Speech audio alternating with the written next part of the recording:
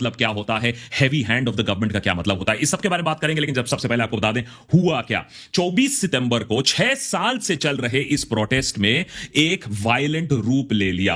अब वो वायलेंट रूप क्यों लिया वो समझना बहुत जरूरी है। लेकिन इस प्रोटेस्ट के चलते 6 साल से इस प्रोटेस्ट के चलते सोनम वांगचुक और भी दूसरे जो वहां के सिविल सोसाइटी जो मूवमेंट है उन्होंने कोशिश की थी कि सरकार को अपनी मांगे बिल्कुल पीसफुल तरीके से सामने रखी जाए।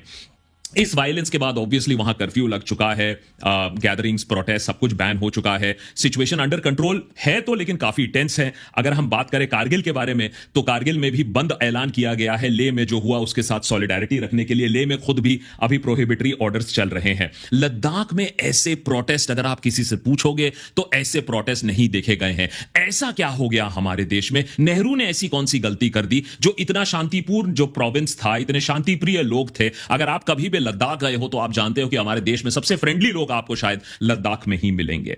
अब जो प्रोटेस्ट हो रहा था वो काफी टाइम से हो रहा था। अगर आपको नहीं मालूम है तो एक एपिसोड देख लीजिएगा जो हमने पहले बनाया था, उसका नाम ही है डेथ ऑफ प्रोटेस्ट। हमने पिछले साल बनाया था और उसमें सोनम वांगचुक ही हैं सबसे ज्यादा आगे फ्रंट लीडिंग में। और हमने यही आर्ग्यू किया था कि हमारे देश में अब शांतिपूर्ण प्रोटेस्ट का एज ही खत्म हो चुका है। किसी को फर्क नहीं पड़ता है, ना मेन स्ट्रीम मीडिया दिखाएगी ना लोगों को घंटा फर्क पड़ेगा, सरकार तो वैसे में भी नहीं सुनेगी। अनफॉर्चुनेटली वही चीज आज सच हो गई है। जब लोगों ने नहीं सुना, मीडिया ने नहीं दिखाया, सरकार ने एकदम अनदेखा कर दिया तो वहां लोग भड़क गए। वायलेंस कभी भी किसी भी सॉल्यूशन का नतीजा नहीं हो सकता है। लेकिन यह भी समझना जरूरी है कि वायलेंस हुआ क्यों, लोग आउट ऑफ पेशेंस क्यों हो गए, यह भी समझना